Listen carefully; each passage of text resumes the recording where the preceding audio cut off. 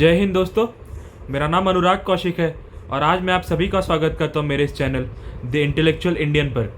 आज मैं जिस विषय पर बात करने जा रहा हूं, जिस टॉपिक पर बात करने जा रहा हूं, हमारे देश में काफ़ी पिछले कुछ समय से काफ़ी सेंसिटिव बन चुका है। काफ़ी डिस्कशन हो चुके हैं इस विषय पर हमारे देश में पिछले कुछ टाइम से, जो कि है यूजीसी के नए रेगुलेशंस, यूजीसी 2026 रेगुलेशंस। तो पहले इसका बैकग्राउंड जानते कि इन रेगुलेशंस को लाया क्यों गया था।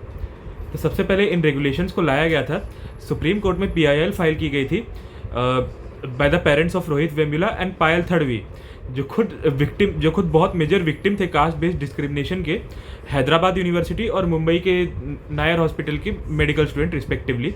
उनके खिलाफ बहुत ज़्यादा कास्ट बेस्ड डिस्क्रिमिनेशन हुआ, तो उनके पेरेंट्स ने सुप्रीम कोर्ट का रास्ता यूज़ किया, पिटिशन फाइल की थी और कहा था कि यूजीसी 2012 के गाइडलाइंस होते हुए भी कास्ट बेस्ड डिस्क्रिमिनेशन को कंट्रोल नहीं किया जा रहा है और कास्ट के नाम पर बहुत ज़्यादा डिस्क्रिमिनेशन और एक बहुत ज़्यादा हेटेड फैलाई जा रही है एससी एसटी ओबीसी कम्युनिटीज़ के अगेंस्ट। तो इनको प्रोटेक्ट करने के लिए बहुत स्ट्रॉन्ग और स्ट्रिक्ट रेगुलेशंस आने चाहिए। इस पर यूजीसी ने भी रिसेंटली एक डेटा फाइल किया था पार्लियामेंट में और सुप्रीम कोर्ट में।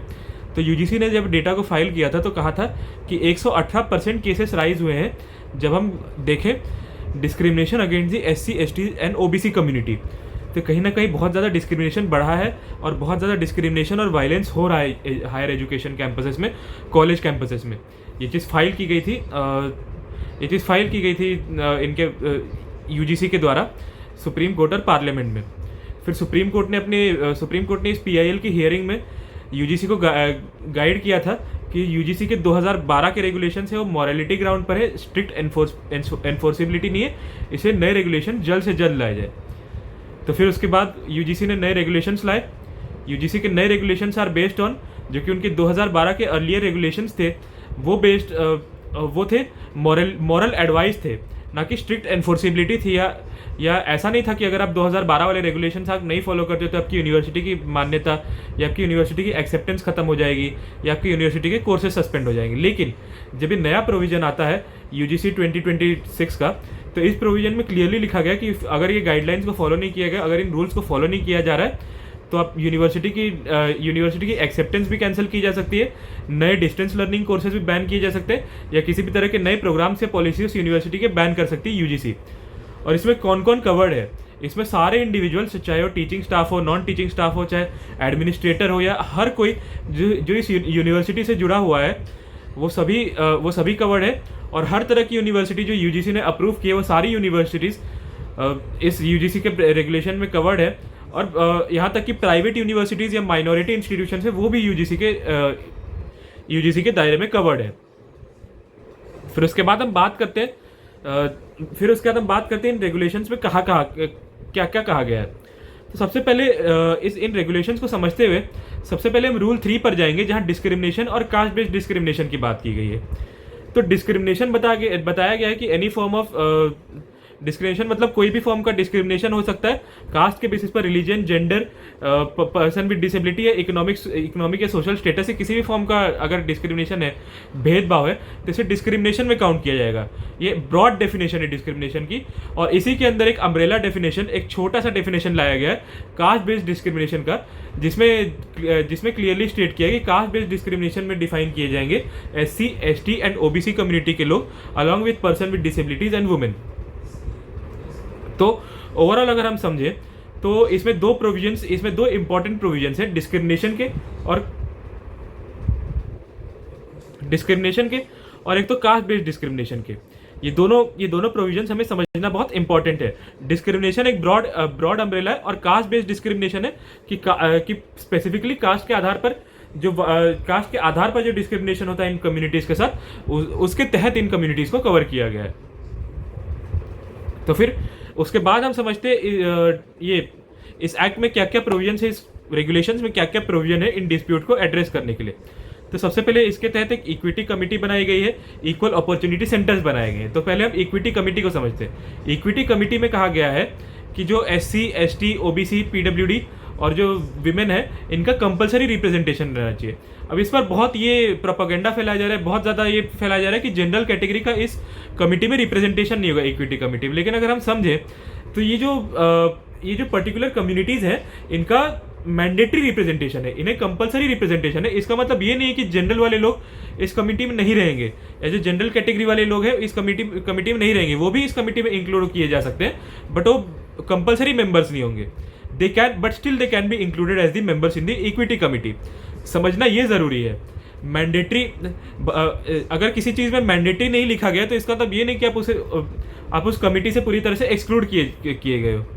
फिर उसके बाद इक्वल अपॉर्चुनिटी सेंटर्स एस्टैब्लिश करने, इक्वल अपॉर्चुनिटी सेंटर्स की बात की गई है कि इक्वल अपॉर्चुनिटी सेंटर्स का काम होगा एडमिनिस्ट्रेटर से कनेक्ट करने का, या फिर ये एडमिनिस्ट्रेटर से कनेक्ट करने का, और जो डिस्ट्रिक्ट लीगल सर्विसेज अथॉरिटी है, स्टेट लीगल सर्विसेज अथॉरिटी है, उनसे कनेक्ट करके डिस्प्यूट रेजोल्यूशन मैकेनिज्म हैंडल करने के लिए एक अच्छी एक अच्छा इम्प्लीमेंटेशन होना चाहिए। और इस इक्वल अपॉर्चुनिटी सेंटर का रिस्पॉन्सिबिलिटी है कि जो प्रोविजंस है इनका इफेक्टिव ग्राउंड लेवल पे इम्प्लीमेंटेशन होना चाहिए, इनकी इन्फोर्सिबिलिटी हो रही है या नहीं, इस पर अच्छे से निगरानी और जांच रखनी चाहिए। फिर उसके बाद इक्विटी कमेटी का क्या काम होगा? इक्विटी कमेटी का काम होगा कि जो भी कंप्लेंट्स फाइल किए गए हैं उस पर ये इन्वेस्टिगेशन की जाए और अच्छे से ध्यान दिया जाए कि किस तरह से मैटर्स को हैंडल किया जा रहा है इस रेगुलेशंस के अंदर। तो इक्विटी कमेटी का काम होगा इन्वेस्टिगेशन करने का, और इक्वल अपॉर्चुनिटी सेंटर का काम होगा कि वो इस लॉ के इम्प्लीमेंटेशन को देखे ग्राउंड लेवल पर। फिर उसके बाद कहा गया है और एक स्टेप आगे बढ़ते हुए कहा गया है कि अगर यूनिवर्सिटी के अंदर वो रेजोल्यूशन सॉल्व नहीं हो रहा है तो आपको और एक मैकेनिज्म दिया गया है। आप स्टेट और एक अपॉर्चुनिटी दी गई है ऑम्बड्समैन के पास जाके कंप्लेंट फाइल करने की, और जब अपने कॉलेज में इन्वेस्टिगेशन कंप्लीट होने के 30 दिन बाद आप ऑम्बड्समैन के पास कंप्लेंट अपील फाइल कर सकते हो। और उसके बाद फिर वो जो गवर्नमेंट अथॉरिटी है वो उस मैटर में देखेगी कि क्या प्रोग्रेस किया गया था, या यूनिवर्सिटी ने क्या एक्शन लिया था, क्या सही में कास्ट बेस्ड डिस्क्रिमिनेशन किया जा रहा है। तो इसके तहत ये पूरी तरह से जांच की जाएगी, पूरी तरह से निगरानी की जाएगी, और पूरी तरह से देखा जाएगा कि डिस्क्रिमिनेशन किस तरीके से हो रहा है और किस तरीके से देखा जा रहा है। फिर इसके बाद हम समझते हैं अभी रिसेंटली सुप्रीम कोर्ट के ऑनरेबल चीफ जस्टिस के स्टेटमेंट्स को, या सुप्रीम कोर्ट के डायरेक्शंस को, या सुप्रीम कोर्ट ने स्टे क्यों लगाया उस पर। तो रिसेंटली सुप्रीम कोर्ट ने बोला था कि जो डिस्क्रिमिनेशन की डेफिनेशन है वो वेग है, और अगर डिस्क्रिमिनेशन का ऑलरेडी ब्रॉड डेफिनेशन है तो कास्ट बेस्ड डिस्क्रिमिनेशन को अलग से डिफाइन करने की क्यों जरूरत है।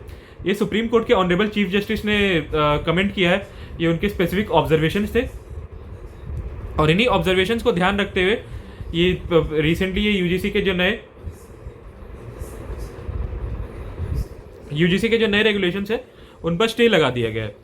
तो ओवरऑल अगर हम देखें तो अभी तक स्टेटस ये है कि ये वल्नरेबल कम्युनिटीज़ को प्रोटेक्ट करने के लिए और ये डिस्क्रिमिनेशन अवॉइड करने के लिए यूजीसी का इंटेंशन था, जिसमें इक्वल अपॉर्चुनिटी सेंटर एस्टैब्लिश की जाएंगी, इक्विटी कमिटीज एस्टैब्लिश की जाएंगी, फिर ऑम्बड्समैन के पास देखा जाएगा। फिर उसके बाद ये डिस्प्यूट रेजोल्यूशन के बारे में बात किया गया, और उस पर सुप्रीम कोर्ट ने बोला रिसेंटली कि अगर ब्रॉड डेफिनेशन ऑलरेडी एग्जिस्ट करता है तो कास्ट बेस्ड डिस्क्रिमिनेशन को डिफाइन करने की क्यों जरूरत है। तो रिसेंटली अभी हम देखें तो अभी ये स्टैंडिंग है अभी तक ओवरऑल अगर देखें तो। फिर उसके बाद हम देखें इस पर प्रोटेस्ट क्यों हो रहे हैं, इस पर बहुत ज़्यादा प्रोटेस्ट या लार्ज स्केल प्रोटेस्ट क्यों हो रहे हैं, क्योंकि प्रोटेस्टर्स का ये कहना है कि इक्विटी कमिटी में रिप्रेजेंटेशन नहीं दिया गया जनरल कैटेगरी को, जो कि समझना चाहिए कि ऐसा नहीं है कि रिप्रेजेंटेशन डिनाई किया गया है, बस ये है कि मैंडेटरी रिप्रेजेंटेशन जो होगा SC ST OBC person with disability और वुमेन का, जो कि बहुत ज़्यादा वल्नरेबल है डिस्क्रिमिनेट होने के मामले में। फिर उसके बाद हम देखें तो किसी कम्युनिटी को एक्सक्लूड नहीं किया गया, जनरल कम्युनिटी भी रहेंगी लेकिन मैंडेटरी रिप्रेजेंटेशन में उन्हें इंक्लूड नहीं किया गया, क्योंकि यूजीसी ने भी अपने रिपोर्ट्स में और अपने सबमिशंस में कहा है कि जो वल्नरेबल ग्रुप्स हैं SC ST OBC PWD और वुमेन है। ये यूजीसी के सबमिशंस हैं, ये डेटा है, इसके बेसिस पर ये तैयार किया गया है कि इक्विटी कमेटी का रिप्रेजेंटेशन क्या होगा। तो सबसे पहले जो प्रोटेस्ट में जो प्रोपेगेंडा फैलाया जा रहा है कि जनरल कमेटी को रिप्रेजेंटेशन नहीं है, ये बहुत ज़्यादा ये गलत तरीके से फैलाया जा रहा है। फिर उसके बाद ये मानना है कि कास्ट बेस्ड डिस्क्रिमिनेशन का जो प्रोविजन है उसमें जनरल कैटेगरी को क्यों नहीं इंक्लूड किया गया। ये अपने आप में काफ़ी कॉन्ट्रोवर्शियल चीज़ है, क्योंकि डिस्क्रिमिनेशन में सारी कम्युनिटीज़ को कवर किया गया है, सारे चीज़ों को कवर किया है, बट कास्ट बेस्ड डिस्क्रिमिनेशन एक अम्ब्रेला टर्म है जिसमें जो ज़्यादा वल्नरेबल कम्युनिटीज़ है उनको इंक्लूड किया गया है, अब इस पर सुप्रीम कोर्ट कह रही है कि अगर ये ब्रॉड डेफिनेशन है तो अम्ब्रेला क्यों होना चाहिए। तो ये अपने आप में एक बहुत डिबेटेबल चीज़ है, और ये बहुत डिबेटेबल चीज़ है और बहुत कंट्रोवर्शियल चीज़ है। लेकिन अभी तक जो स्टैंडिंग थी, अभी तक जो अंडरस्टैंडिंग थी, वो मैंने आपको दोनों पक्षों की तरफ से सुना दिया है, जो प्रोटेस्टर्स की तरफ से और जो सपोर्टर्स की तरफ से। अगर आपको मेरा कंटेंट अच्छा लगे तो मेरे चैनल को लाइक कर दीजिएगा, शेयर कर दीजिएगा, सब्सक्राइब कर दीजिएगा। धन्यवाद।